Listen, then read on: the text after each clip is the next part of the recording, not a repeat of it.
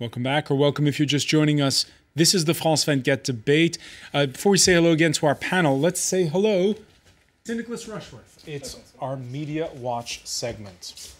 Hi to you, and I'm going to start out with this whole question of the new president of Ukraine and the huge challenges ahead for him. Petro Poroshenko has got, of course, massive problems on the ground.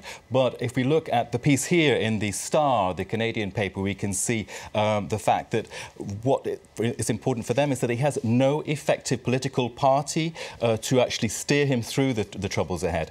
Another comment that we're seeing widely about Petro Poroshenko is that, well, is he in this to feather his own nest? After all, he's a billionaire businessman.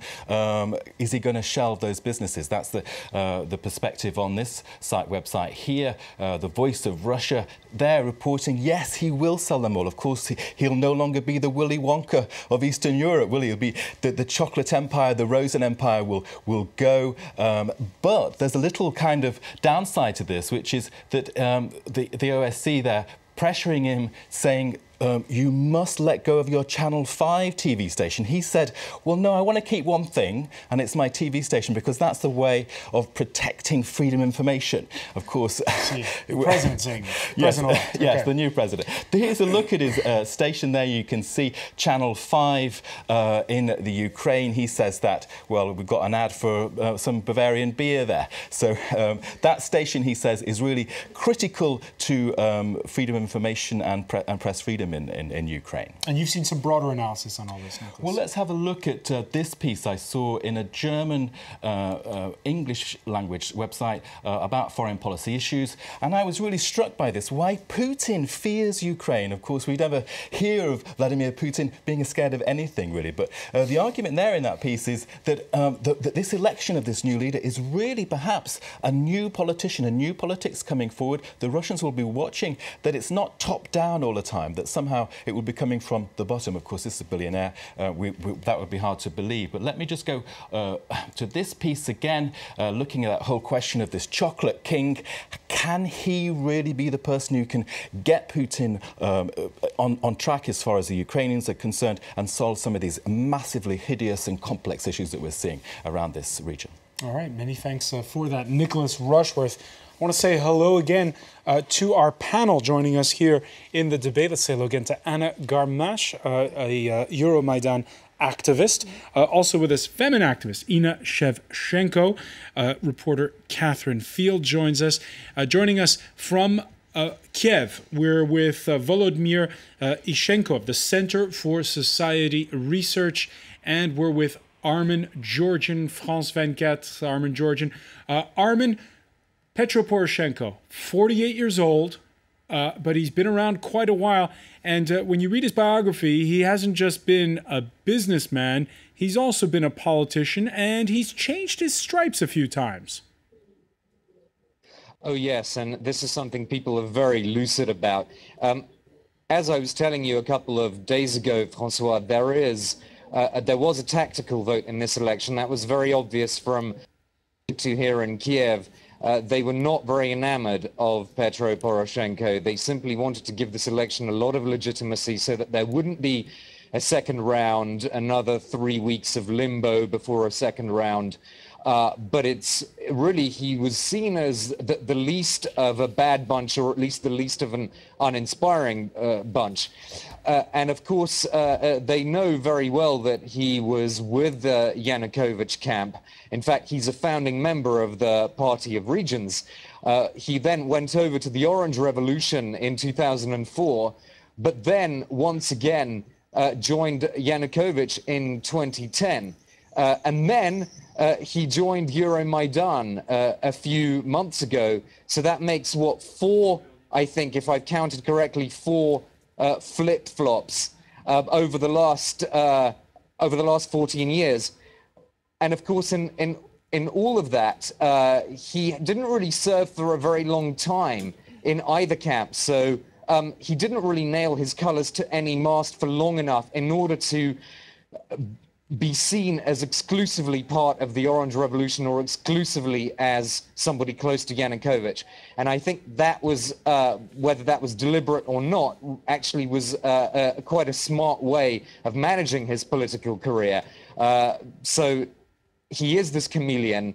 And really, the pro-European views he's espoused over the last few months are not representative of the last 16 years of his career. But I have to say, in the last few days, the tone has been extremely pro-European, and we could have expected that, of course, because he's making the right noises towards Brussels, towards Washington.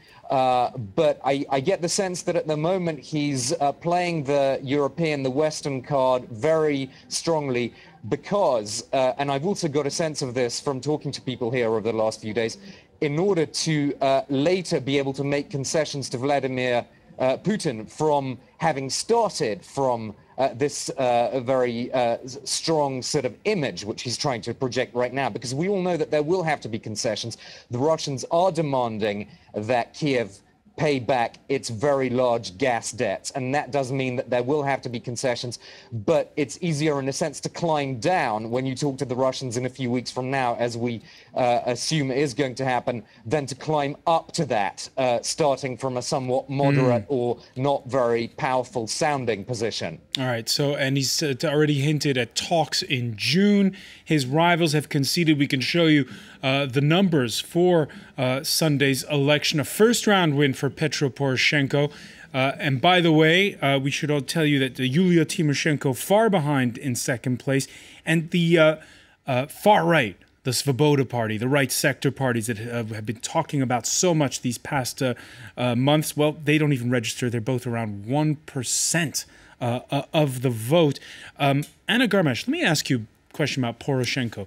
Le Monde correspondent was talking about how, after a while, the people on Maidan Square grew quite disaffected with most of the politicians, including Tymoshenko.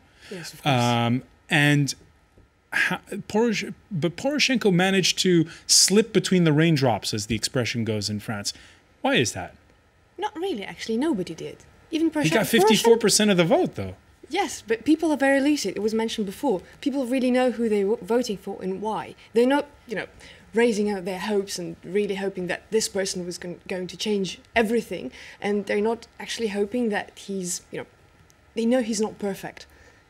Everybody knows that he's been with different political movements, different political parties. He was with Yushchenko, the Orange Revolution president, as well as, it was mentioned, he was a founding member of the Regents Party. However, people just decided to give him a chance.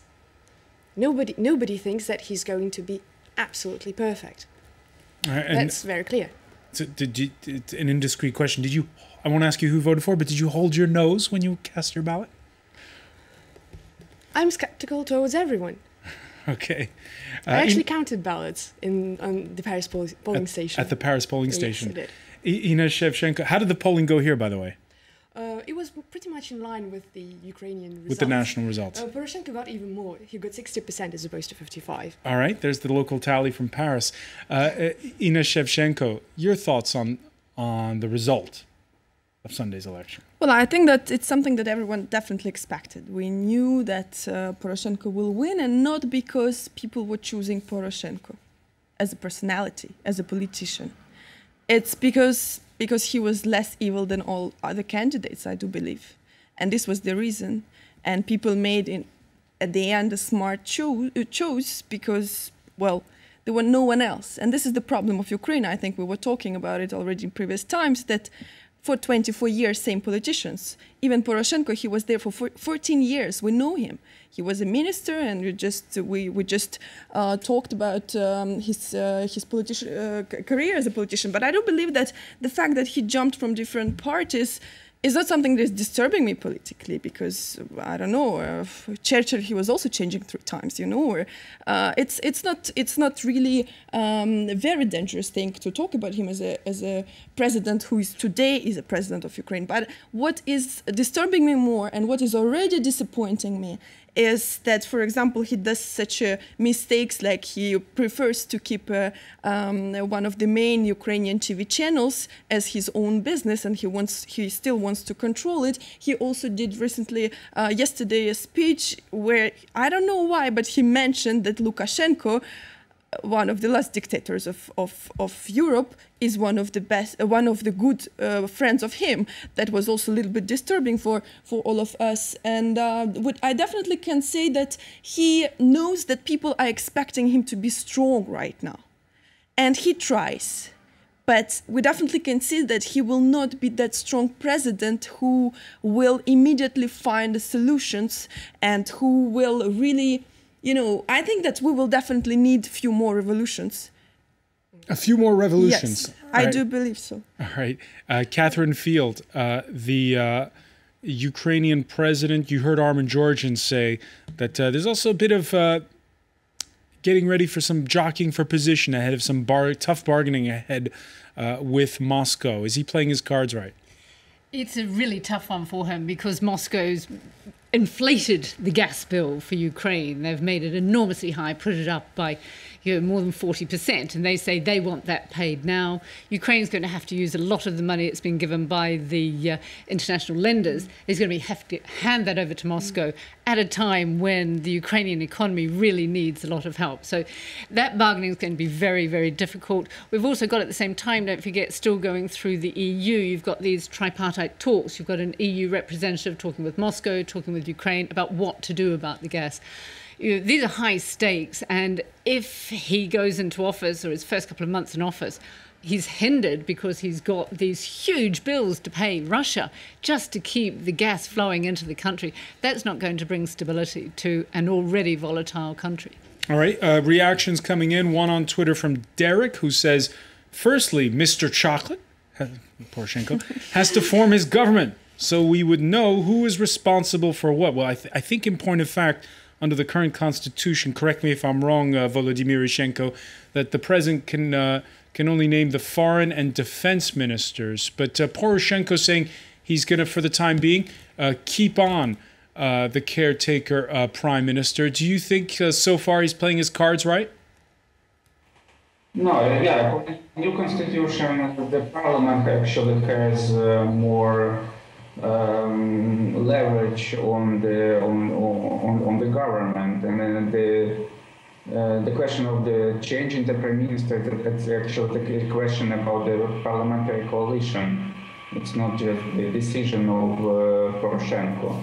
But if he says that he's ready to work with Yatsenyuk government, it's okay, it's a sign for some stability, and but nevertheless, I don't expect, and I didn't expect any significant changes after Poroshenko was elected. He and whoever could win those elections would follow the IMF demands about the social cuts and about increasing prices, because the Ukrainian government is heavily dependent now on IMF financial support, and without those credits, they would not be able to cope with the economic situation. So that's actually the person who won the elections is not so much important now.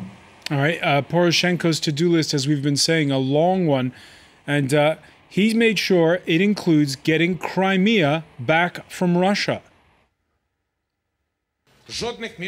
There is no international basis for the annexation of Crimea. You must understand that with the annexation of Crimea, the entire post-war system of global security was destroyed. Armin Georgian, privately, are Ukrainians really thinking that they can get back Crimea? Well, it really doesn't look very hopeful. No one really has said how that could be achieved, given that militarily it's clearly not an option. There's a strong Russian military presence, the Black Sea Fleet, and the military base which was used to take over the peninsula. There's really no military solution to Crimea. Politically and diplomatically, again, nothing's really been proposed. I was listening a bit earlier to a briefing from the Deputy Foreign Minister of Ukraine here in Kiev, and as you can expect, very harsh rhetoric about the Russian takeover, but he didn't offer any plan to resolve that situation. I really got the impression that it was going to fester very much like the breakaway conflicts in Georgia and Transnistria have festered for many, many years. One thing that he did say was that the price for that takeover was economic isolation. And indeed, we do know that the situation for citizens of Crimea has now become extremely difficult because there are two jurisdictions in place. It's very confusing. There isn't really a clear way forward in terms of the banking sector. There's a problem of money, of banks not even being able to pay, not even providing money. If you go to a hole in the wall, I've been hearing. So in that sense, I think at the moment I get the impression that the government is sort of leaving Russia to pick up the pieces and to realize that in the long term it may have been easier to declare that referendum in Crimea than to actually create a viable mini-state or pseudo-state there. All right, Armin Georgian, I know you have to go, so I want to thank you for joining us here in the France 24 debate. Thank you very much. Let me ask you then, Catherine Field, listening to what Armin was saying, it sounds like a hot potato when you talk about Crimea. It is a hot potato, and it can't be allowed to get to a situation like Northern Cyprus, where it's going to fester for a very long time and no one wins. But at the moment, there are more important things happening, and that is make sure that Russia pulls its troops back from the border, calm things down there. That has got to be. Don't let, by any means, Crimea go off the boil. Take it away. It's got to still be there, but you've got to calm things down on the eastern border. And I think you've got to start talking a bit more with Vladimir Putin about it. And the chance will be, of course, in France next week when he comes to France for the D-Day celebrations, for the commemorations. These things, there is a chance there for face-to-face time with Barack Obama, with Angela Merkel and Putin. And that's what's been missing, I think, from this whole conflict so far, that no one has actually spoken to Putin. The so-called famous 5 minutes, getting them to one side, just getting them face to face.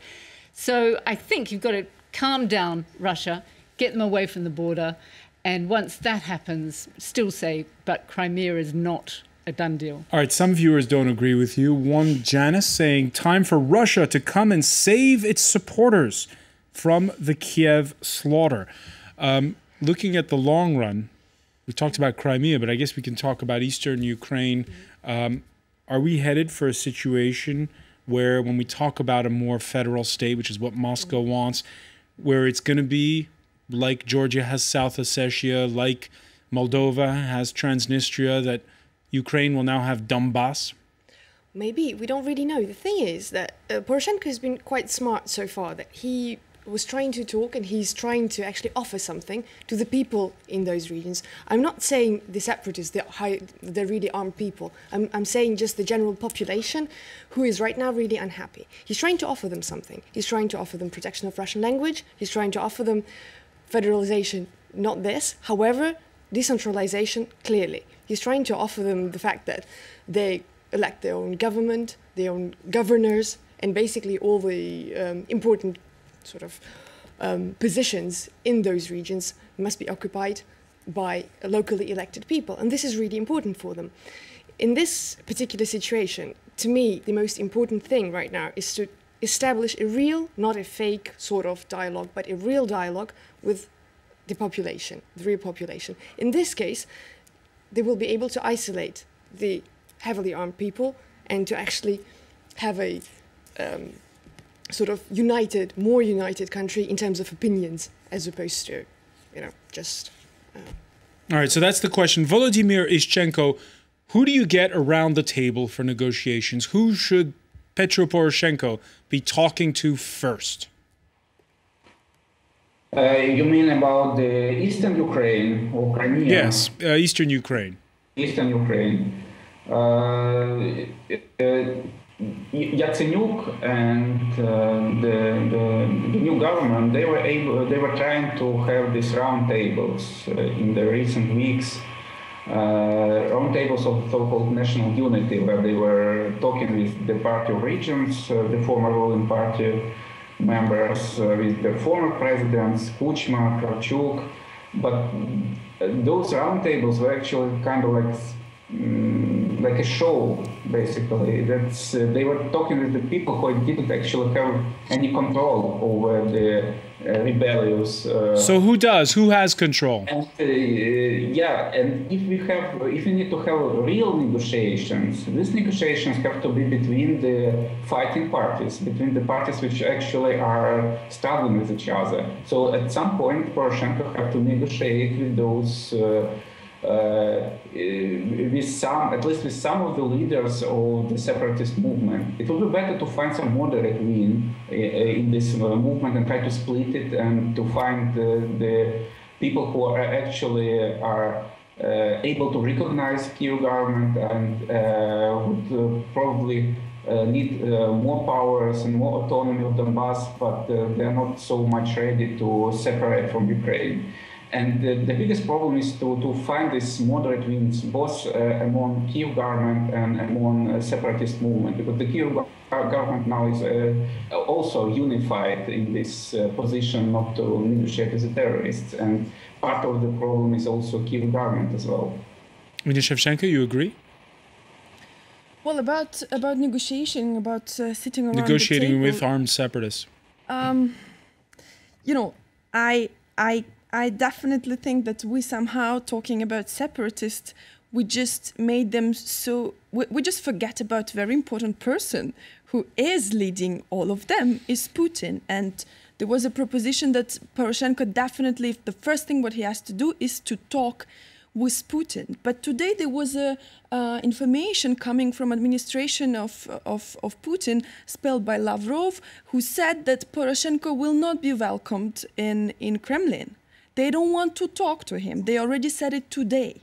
They're not going to talk to him. And Putin is not interested in finishing this war. And Putin is not interested in finishing this conflict. He got Crimea. He's very happy, but he will keep Crimea. But he's also interested in destabilizing, continuing this destabilization of Ukraine. He is not interested in peace. He is interested in war, and Poroshenko definitely the weakest side of him as a new president is that he doesn't have a political support. He doesn't have team. He doesn't have party. He has party that is fake. I mean, he's still the president-elect for now, and there's going to be snap elections at some point. Exactly. We definitely after having. The presidential election, it's a first step that definitely had to be done, but the real changes definitely have to come with parliamentary elections, because again, this president is right now is going to work with those who basically destroyed the country, who were destroying it for 24 years. All right, one comment from Robert. Continued Russia pressure suggests Poroshenko will have to make concessions. Do you agree with Ina Shevchenko that Vladimir Putin is happy to let all this simmer for a long while? I think so. I completely agree with you. It's in his interest to have Ukraine destabilized. It's in his interest that they have to keep going cap in hand to the Kremlin to say, help us out. The one thing he does not want on his border is a Western-looking Ukraine that gets all that they want from the European Union or from NATO. He does not want that at all. He wants them to be in his pocket, controlling, whether it be through obvious ways or really subtle ways. So, yeah, I completely agree with you. And Volodymyr Yushchenko? What do you think of Moscow's intentions now?